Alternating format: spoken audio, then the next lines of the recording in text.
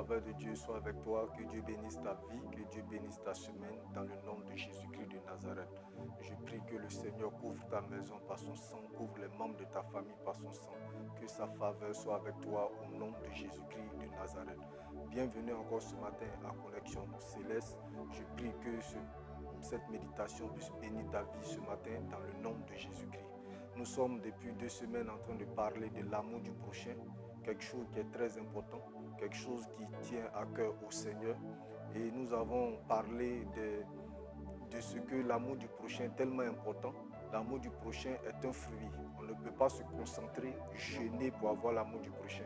Il fallait donc créer des conditions pour avoir cet amour, pour que l'amour du prochain soit notre partage.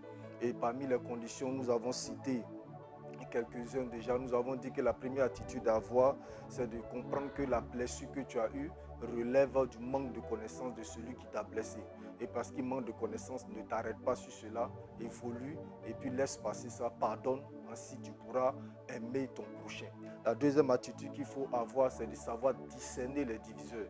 Beaucoup de personnes sont au milieu de nous et elles aiment diviser pour régner. Ne permets pas à quelqu'un de te diviser avec ton frère ou avec ta soeur pour pouvoir régner. Si tu es divisé avec quelqu'un, tu ne pourras pas l'aimer. Donc fais attention et il faut savoir discerner les diviseurs. Là, le troisième point, nous avons dit de désirer aimer. Pour aimer ton prochain, il faut toi-même que tu désires aimer ton prochain. Si tu ne désires pas aimer ton prochain, ce sera difficile. La quatrième attitude, il fallait réaliser que moi-même Dieu m'a aimé.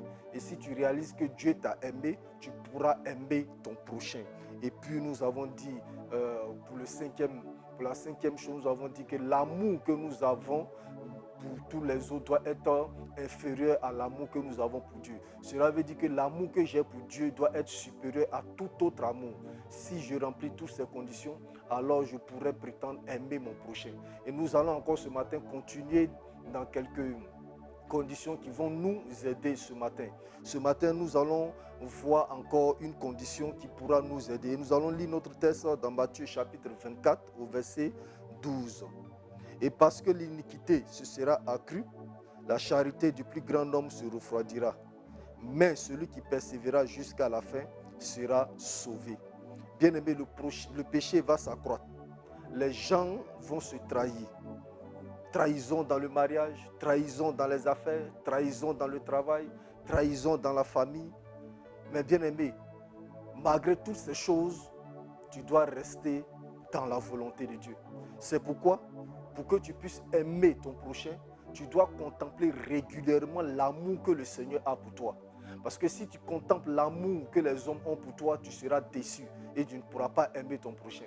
Bien-aimé, ce que tu dois savoir ce matin, si tu dis que tu ne parles pas avec quelqu'un parce qu'il t'a fait du mal, la terre va t'applaudir, la terre va te féliciter, la terre va même te récompenser, mais le ciel va te condamner. Pourquoi? Parce que cela n'est pas de la volonté de Dieu. Bien-aimés, nous devons comprendre que si nous n'aimons pas notre prochain, nous devenons esclaves de ce dernier. Bien-aimé, lorsque tu n'aimes pas quelqu'un, lorsque la personne apparaît, ta journée est gâtée. Lorsque la personne apparaît dans un endroit, tu es gêné, tu es confus. Bien-aimé, tu deviens donc esclave de cette personne. C'est pourquoi, bien-aimé, tu dois faire l'effort sur toi pour contempler régulièrement l'amour que Dieu a pour toi. Si tu contemples l'amour que Dieu a pour toi, en ce moment, tu pourras aimer ton prochain.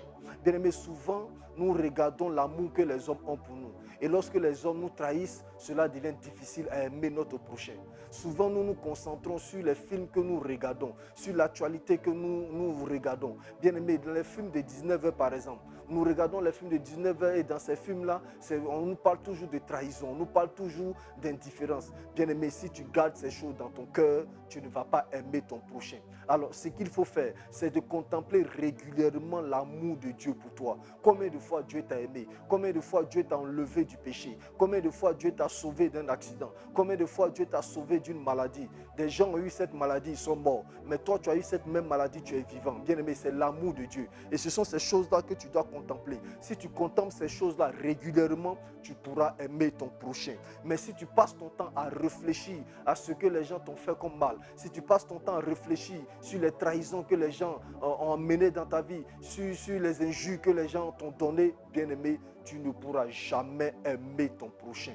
Ma prière pour toi ce matin, c'est que tu puisses faire l'effort sur toi-même de contempler régulièrement ce que Dieu a fait pour toi, l'amour que Dieu a pour toi. Alors que tu étais pécheur, il est mort pour toi à la croix. Il a payé le prix pour que toi tu sois sauvé. C'est pourquoi, bien-aimé, contemple régulièrement ce que le Seigneur a fait pour toi. Et si tu contemple régulièrement ce que Dieu a fait pour toi, tu pourras aimer ton prochain. Il y a beaucoup d'exemples bibliques.